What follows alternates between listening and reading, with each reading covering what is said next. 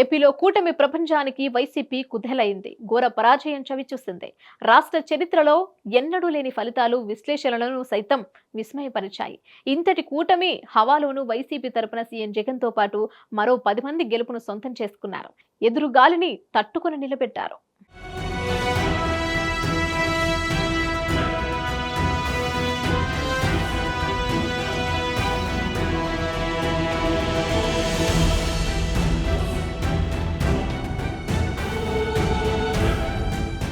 ఆంధ్రప్రదేశ్ రాజకీయాల్లో టీడీపీ కూటమి చరిత్ర సృష్టించింది. అదే సమయంలో అసెంబ్లీలో ప్రతిపక్ష హోదాను కూడా దక్కించుకోలేక వైసీపీ ఘోర పరాజయం చవిచూసింది. 135 స్థానాల్లో విజయంతో రాష్ట్రంలో అతిపెద్ద పార్టీగా టీడీపీ అవతరించగా, రెండో స్థానంలో ఉన్న జనసేన 21 స్థానాల్లో విజయం సాధించింది.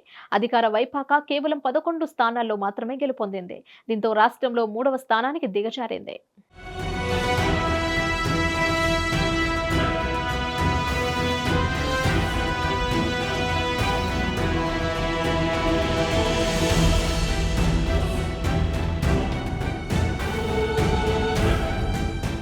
అరకు అభ్యర్థి రేగం మత్స్యలింగం, పాడేరు అభ్యర్థి మత్స్యరాస విశ్వేశ్వరరాజు, ఎర్రగొండపాలెం అభ్యర్థి చంద్రశేఖర్ తాటిపత్రి, దర్శి అభ్యర్థి బూజపల్లి శివప్రసాద్, బద్వేల్ అభ్యర్థి దాసరి సుధా, రాజంపేట అభ్యర్థి ఆకెపాటి అమర్నాథ్ రెడ్డి, పులివెందుల అభ్యర్థి వైఎస్ జగన్మోహన్ రెడ్డి గెలుపొందారు.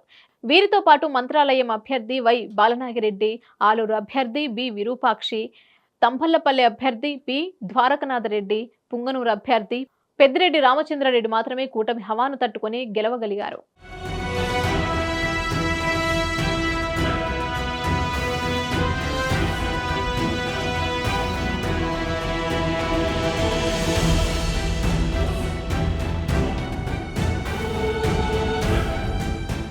రాష్ట్రంలోని మొత్తం 175 అసెంబ్లీ నియోజకవర్గాల్లో 160కి పైగా స్థానాలను కూటమి కైవసం చేసుకుంది. తెలుగుదేశం పార్టీ ఏకంగా 135 స్థానాల్లో విజయం సాధించింది. జనసేన 21 స్థానాలను కూడా కైవసం చేసుకుని రికార్డు సృష్టించింది. బీజేపీ కూడా తన ఉనికిని చాటుకొని 8 స్థానాల్లో పాగా వేసింది.